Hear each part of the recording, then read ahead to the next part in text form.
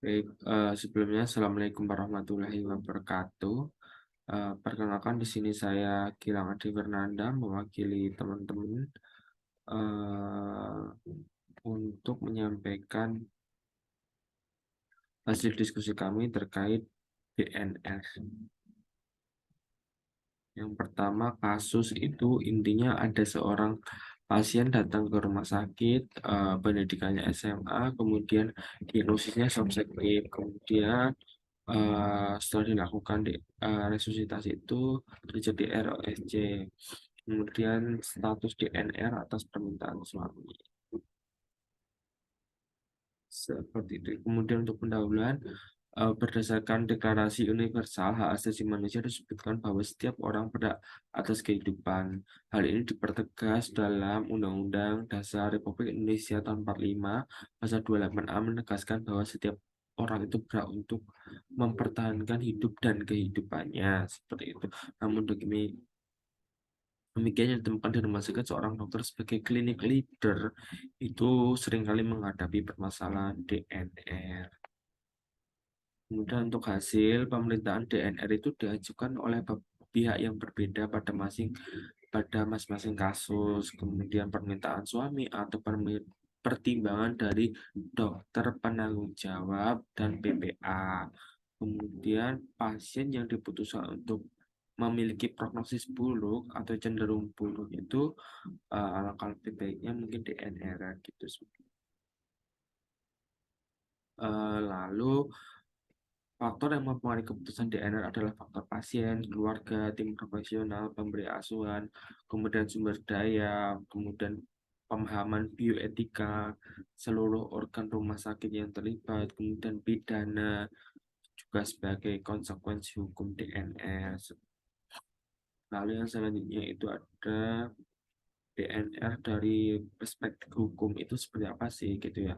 DNR dari perspektif hukum itu secara eksplisit diatur secara spesifikasi di KUHP pidana. Pada penelitian sebelumnya banyak membahas DNR yang dengan konsekuensi hukum pidana sebagaimana yang dimaksud pada pasal 338, 340, dan 344.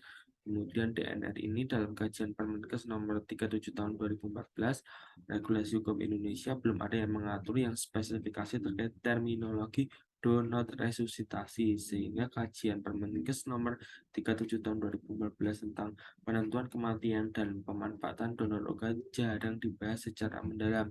Padahal terminologi DNR paling mendekat pada pelayanan pasien tahap terminal.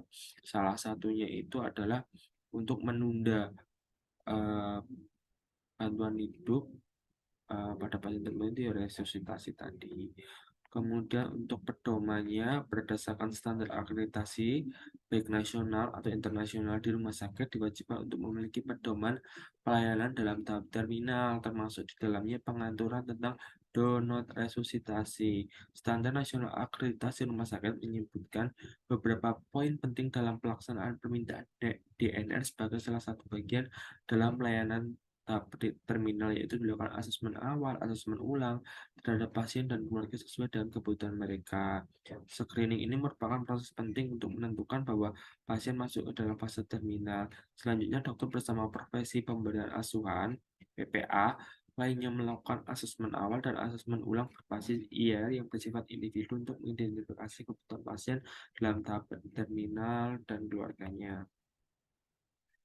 Untuk kesimpulannya, bahwasanya gambaran faktor yang mempengaruhi keputusan DNR itu adalah dari pasiennya sendiri, kemudian ada dari keluarga, lalu ada tim profesional pemberi asuhan seperti dokter, perawat, dan tenaga kesehatan lainnya gitu ya, terkait faktor pemahaman bioetika dan seluruh organ rumah sakit yang terlibat.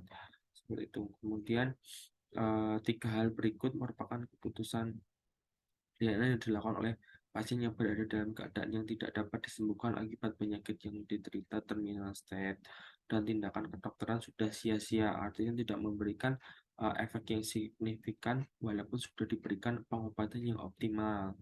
Kemudian keputusan yang melibatkan semua organ rumah sakit terkait tim profesional pemberi asuhan, pasien, direktur, komite medik, komite etik, dan hukum berdasarkan keputusan keluarga yang didokumentasikan didokumentasikan secara tertulis. Sekian presentasi dari saya yang mewakili teman-teman sekalian. Kurang lebihnya mohon maaf. Wabillahi taufiq walhidayah. Wassalamualaikum warahmatullahi wabarakatuh.